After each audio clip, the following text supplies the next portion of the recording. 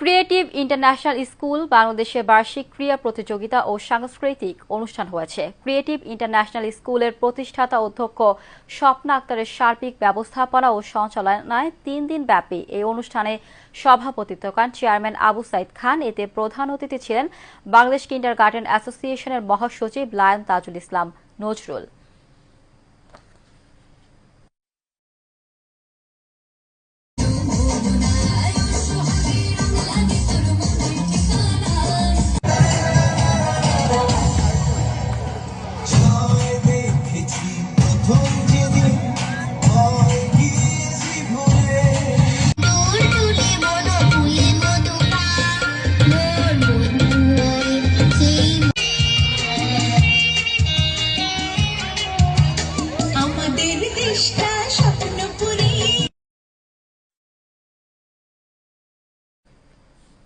শেষ করব Asia news.